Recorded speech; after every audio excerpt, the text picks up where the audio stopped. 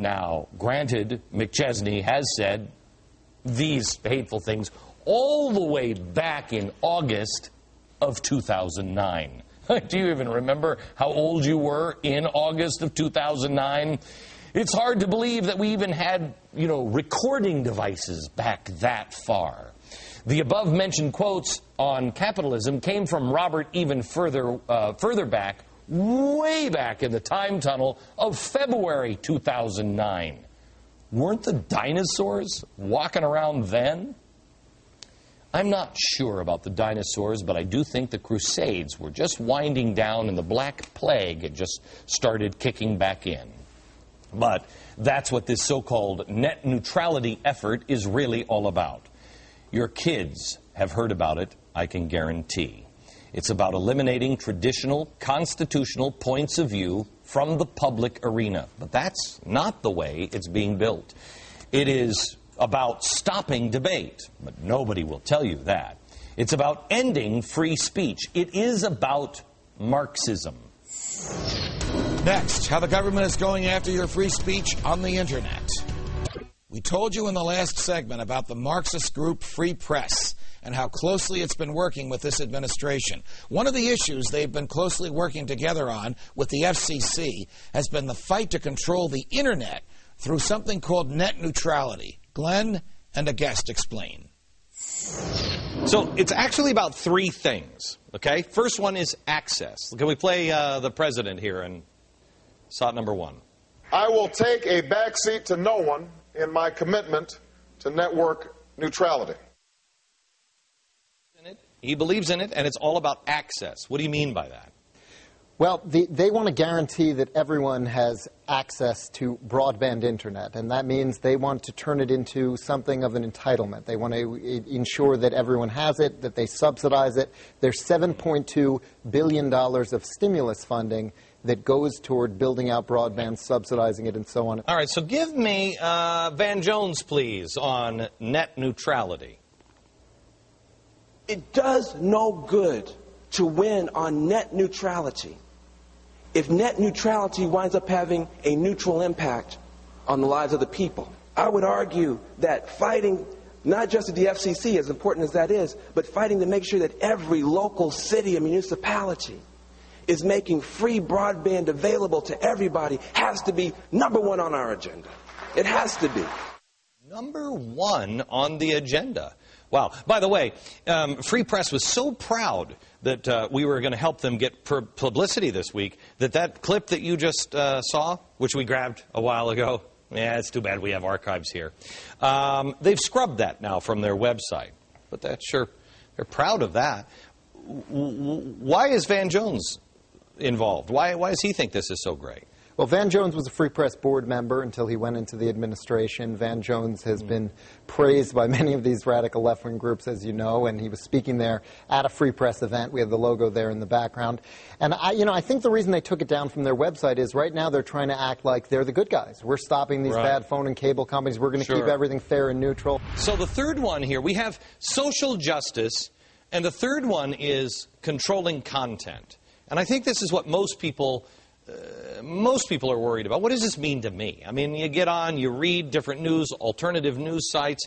I mean, they're the ones, really, the internet, YouTube, blogs, just being able to share ideas. It's the place where we are more free than probably we've ever been before.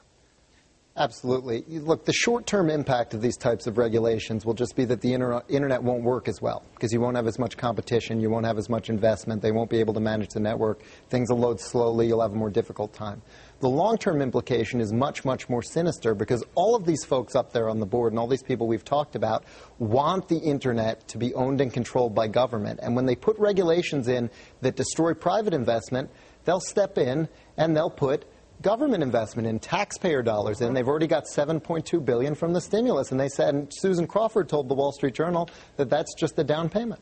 Still to come, how Richard Nixon went about silencing his opponents and the scary similarities to what's happening today. Let's take a look at what we've learned so far this hour. We've learned that it is this administration's agenda and the progressive agenda to silence the opposition and control the message. We saw it happen with the shutout of Fox News. It's really not news. It's pushing a point of view. The president looks at it, and we look at it, is it's not a news organization. We've learned that the president sees information as a, quote, distraction and as something that puts, quote, pressure on the democracy. Information becomes a distraction, a diversion, a form of entertainment, rather than a tool of empowerment. We learned about attempts to control the message in other White Houses, like Woodrow Wilson's administration, with its propaganda-spewing Committee on Public Information. By and large, the journalists that were out there complied with the official CPI guidelines in order to stay inside the information loop, because the journalists had a decision to make. Do we do what the Public Information Office is telling us, or do we get cut off? We learned about the man Glenn calls the most dangerous man in America, Cass Sunstein. He proposed that, 1, the government ban conspiracy theories. Ban them. Make them illegal. I mean, that sounds like a conspiracy theory in itself. Number 2, the government might impose some sort of tax on those who engage in conspiracy theories.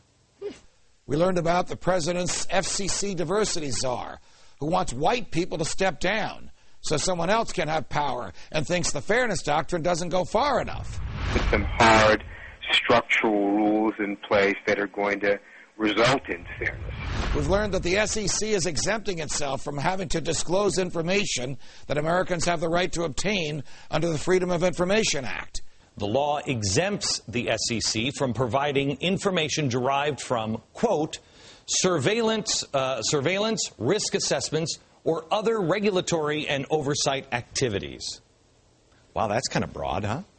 We learned about the Marxist leader of the group Free Press that works hand in hand with this White House, with Robert McChesney, who wants to dismantle capitalism brick by brick. McChesney, in his own words, any serious effort to reform the media system would have to necessarily be part of a revolutionary program to overthrow the capitalist system itself. And we've learned about the Free Press and the FCC fight to control the Internet through net neutrality. We are now fighting with some very prominent Internet service providers. One more important history lesson is next in tonight's Crash Course. Dr. Martin Luther King Jr. joins us for a special hour on civil rights and the rights of man. Make sure to set your DVRs for that. Tonight, we're talking about this administration's blatant control of the message and attempts to silence many of its critics. Before we leave you, here's just a reminder of where this country has gone before and why we must protect the liberties that each and every one of us are entitled to as Americans. My fights with the media, of course, are legendary. It goes back a long time. The media and I are not friends. It is not personal.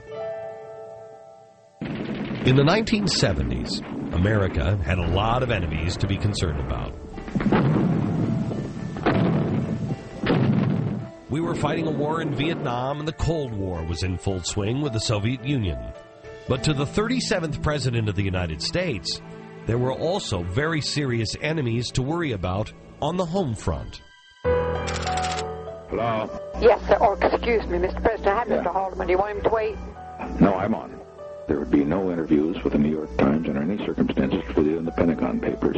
And no man from the Times will ever be in my office as long as I am president. So that order is on, and it is final. The same is true of Time, and the same is true of Newsweek. Is that clear? Yep. Hello? Mr. Ziegler, sir. Hi, Ron. Yes, Mr. President. I want it clearly understood that from now on, ever, no reporter from the Washington Post is ever to be in the White House. Is that clear? Absolutely. Is that clear? Yes, sir. None ever to be in. Now, that is a total order, and if necessary, I'll fire you. It was the worst of times. Don't get the impression that you aroused my anger. You have that impression. You see, one can only be angry with those he respects. It was a time when the President of the United States cast a dark cloud over the nation, stifling free speech and abusing the same powers that the American people had granted him. If the media, liberals, or others dared to question him or his administration, well, they were branded an enemy, and they were punished. The, quote, enemies were revealed on June 27, 1973, at a Watergate hearing on Capitol Hill. Former White House counsel John Dean turned over a series of documents detailing the methodical plot to, quote, use the available federal machinery to screw our enemies. On the list weren't just members of the press. They were politicians, union bosses, businessmen, even celebrities like Paul Newman, Barbra Streisand, Carol Channing, and Joe Namath. Former CBS chief Watergate correspondent Dan Shore was covering the story that day when he unexpectedly found himself part of the story. I was outside the Senate caucus room live on camera on CBS, and I went down the list one by one, and number 17 is Daniel Shaw, a real media enemy, it says here. And I really felt as though I was going to collapse. You take a poll out of Dan Shaw, he's always promoting something, isn't he? He incidentally is on, shouldn't get involved in this, but he's on our tax list too.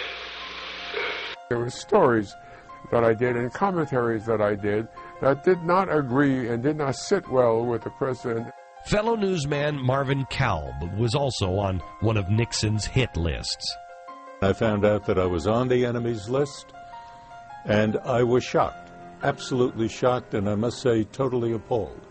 Paul Newman, the actor, an enemy? Absurd. Marvin Kalb, Dan Shore, absurd. I understood that Richard Nixon had a problem with my reporting about the Vietnam War. It clearly was in his mind that I was some kind of a problem to him. At one point, Nixon gave orders to call J. Edgar Hoover, get the FBI to get something on me. He was examining my income tax. Nothing was ever found to be wrong. Criticism is perfectly acceptable in a free and open society. It doesn't matter whether Nixon is president or Obama is president. In an open, free society, the greatest guarantor of freedom is a free press. It's almost 4 decades and 7 presidents later. But have times changed? Defending freedom. Good night, America.